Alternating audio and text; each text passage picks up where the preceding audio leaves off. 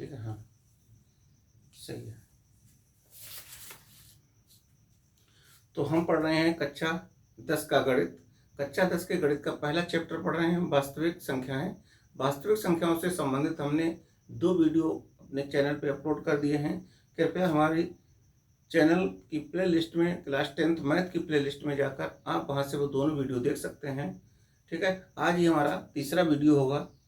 इसमें हम एक्सरसाइज 1.1 के सवालों को पढ़ेंगे।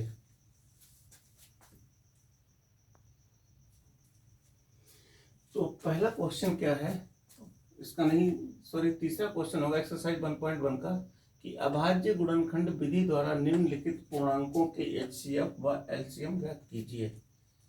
तो हमें क्या क्या दे रखे हैं, पूर्णांक 12, 15 और 21 का हमें क्या निकालना है, अभाज्य गुणनखंड करने हैं और इनका एलसीएम निकालना है और क्या निकालना है, एचसीएफ, यानी कि मासा और लासा हमें ज्ञात करना है। कैसे, अभाज्य गुणनखंडों के सहायता से।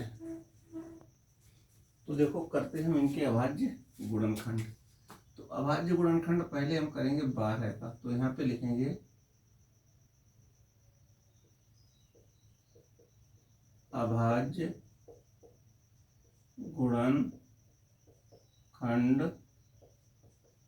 करने पर, तो 12 के करेंगे, 12 को क्या लिखेंगे कि 2 गुणे 2 गुणे 3, 2 दूनी 4, 3 12।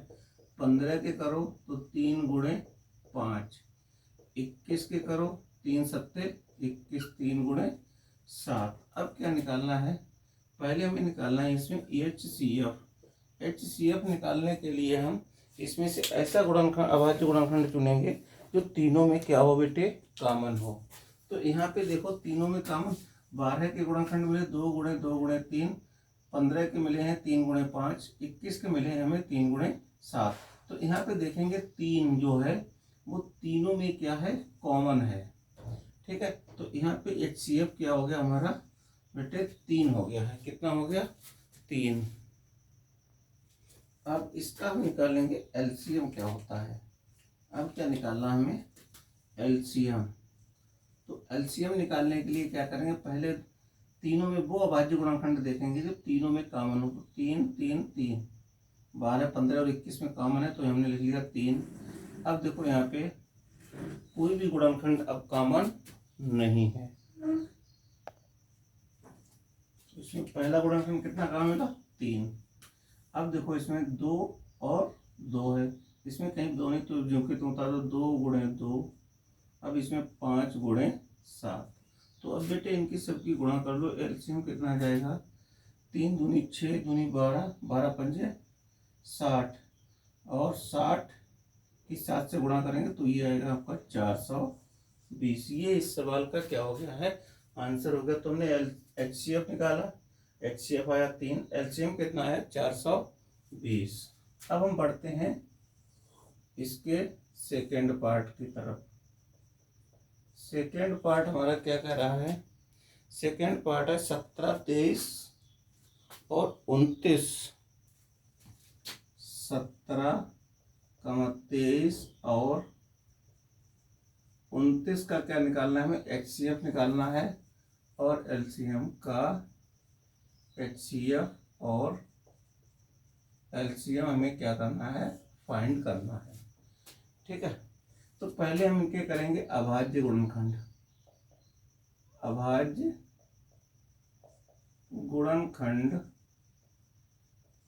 करने पर, जब अभाज्य गुणनखंड करेंगे तो 17 के अभाज्य, 17 तो खुद एक अभाज्य संख्या है, और हम बता चुके हैं अपने पहले वीडियो में कि अभाज्य संख्याएं क्या होती हैं, कि वे संख्याएं जो या तो 1 से डिवाइड होंगी या स्वयं संख्या से डिवाइड होंगी, किसी अन्य संख्या से डिवाइड नहीं होंगी। या हम कह सकते हैं कि वे संख्याएं कि जिनका एक और स्वयं संख्या के अतिरिक्त कोई दूसरा फैक्टर नहीं होगा, गुणनखंड नहीं होगा।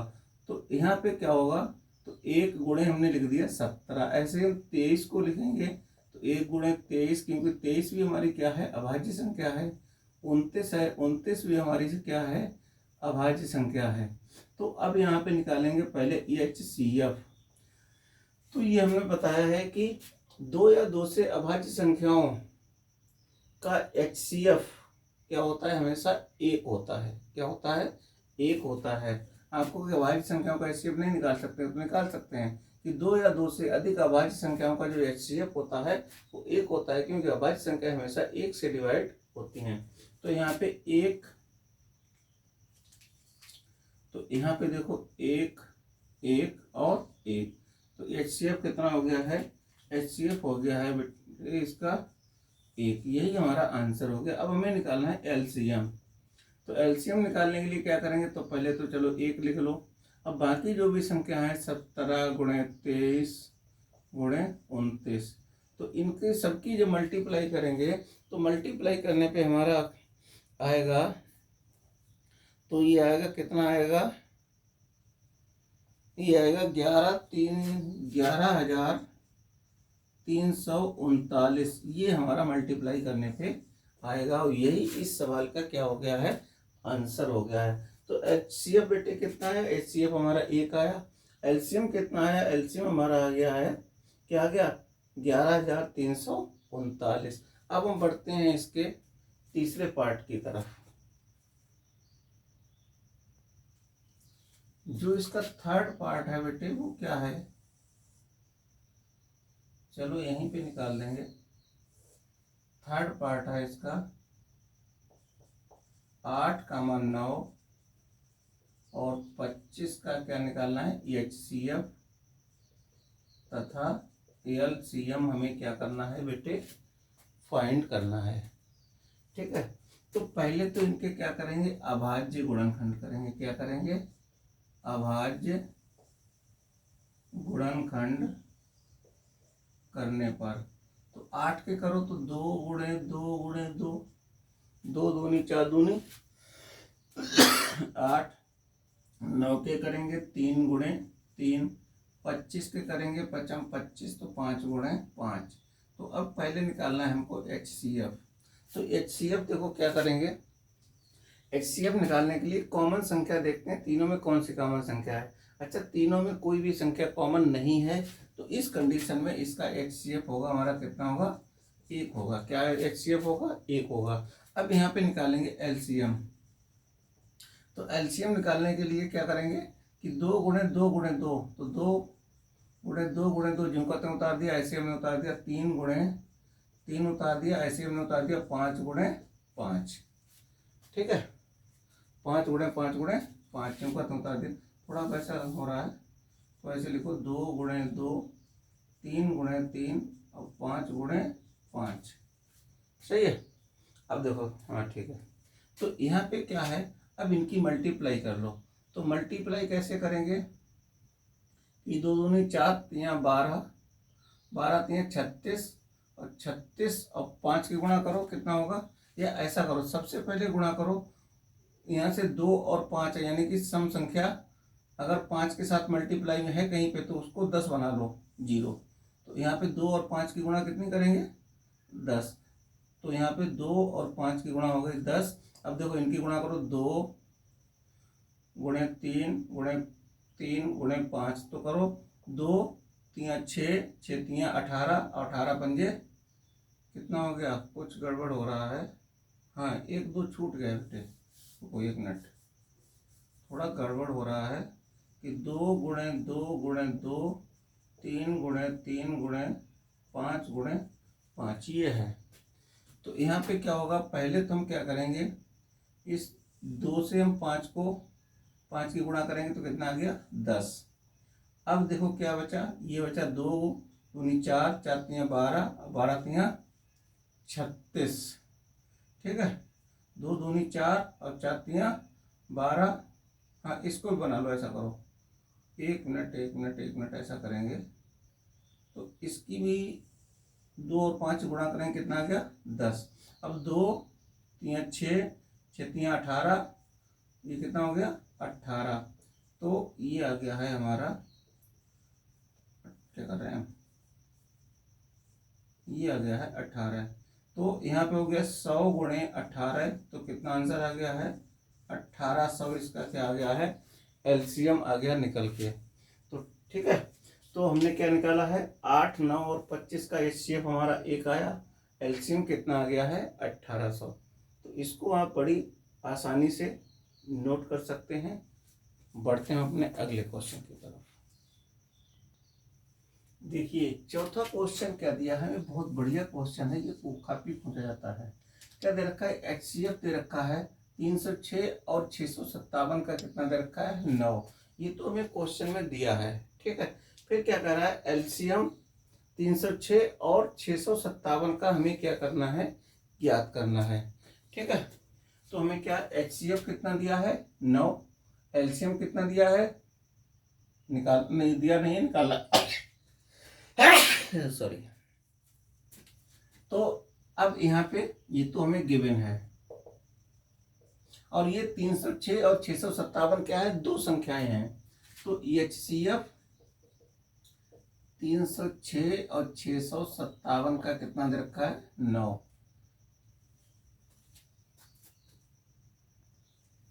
कितना दे रखा है 9। एलसीएम क्या करना है बेटे, ये फाइंड करना है। तो एक सूत्र तुमने पढ़ा है, क्या पढ़ा है कि HCF गुणे एलसीएम बराबर दो संख्याओं का गुणनफल,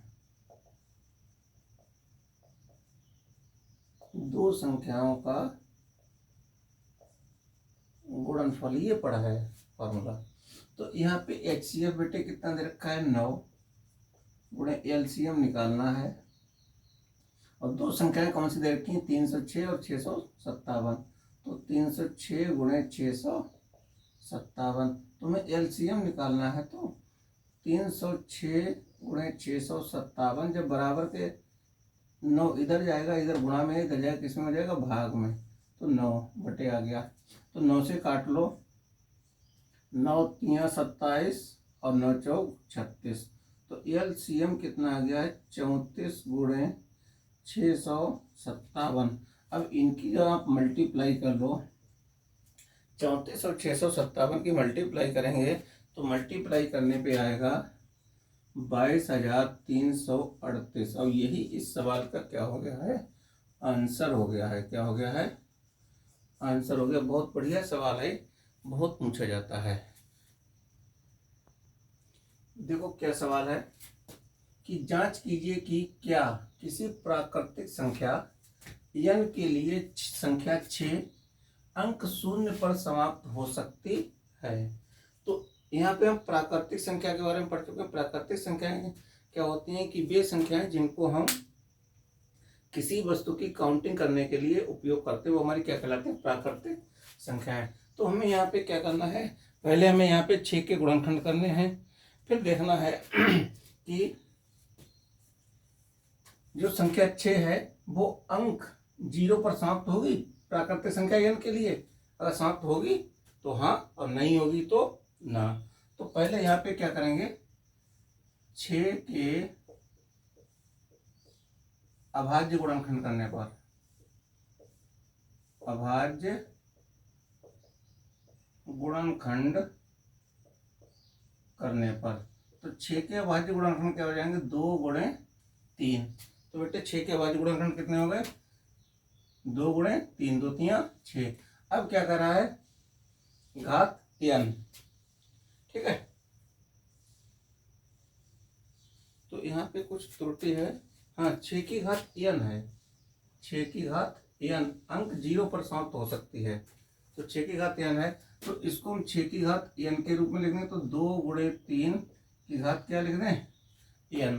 अब कब समाप्त होगी 0 पर, जब 6 का एक गुणनखंड 5 भी मिल जाए। तो और 2 जैसे यहाँ पे मिल जाए, 6 का गुणनखंड 2 गुणे 3 गुणे अगर 5 हो जाए, तो 2 और 5 की गुणा करेंगे तो कितना हो गया 10। तो हो सकता है। और 6 का कभी भी गुणनखंड 5 नहीं हो सकता है। 6 का गुणनखंड कभी 5 हो सकता है, अभाज्य गुणनखंड कभी नहीं हो सकता है। तो यहाँ पे क्या लिखेंगे, 6 का कोई गुणनखंड, 6 का गुणनखंड, 6 का ऐसे लिखो, गुणनखंड कभी भी 5 नहीं हो सकता है, कभी भी 5 नहीं हो सकता है। तो यहाँ पे लिखेंगे अतः 6 की पावर n, 6 की पावर क्या लिखेंगे n, n के किसी प्राकृत मान, n के किसी प्राकृत मान के लिए अंक 0 पर समाप्त क्या होगा, नहीं होगा, नहीं होगी। संख्या है ना, हाँ, नहीं होगी। ठीक है। अतः संख्या 6 की पावर n के किसी प्राकृत मान के लिए 0 पर समाप्त नहीं होगी। क्यों नहीं समाप्त होगी? क्यों? 6 का कोई भी गुणनखंड 5 नहीं है, या 6 का गुणनखंड कभी भी 5 नहीं हो सकता है। अगर 5 हो जाता तो ये 0 पर समाप्त होती, और 5 गुणनखंड नहीं हो सकता है तो 6 की पावर n के किसी प्राकृत मान के लिए, कोई भी प्राकृत मान ले लो आप, कभी भी 0 पर समाप्त नहीं होगा। ठीक है, ये है हमारे आज का क्वेश्चन, नोट कर लो इसे। तो ये रहे हमारे आज के क्वेश्चन। इसी के साथ फिर मिलते हैं अपने नेक्स्ट वीडियो में।